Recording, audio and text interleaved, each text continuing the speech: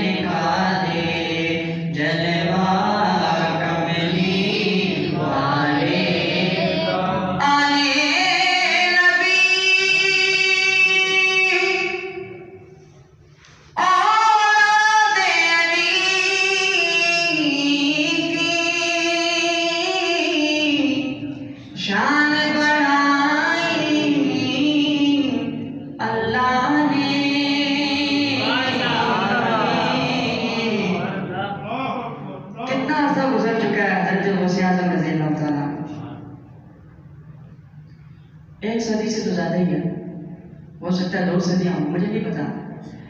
किसी भाई ने कहा कि 11वीं शरीफ बनाते हैं, कुरान में दिखा दो। भी अकल की बात है कि हजरत गौसे आजम रज़ी अल्लाह तआला अन्हु कब पैदा हुए हैं?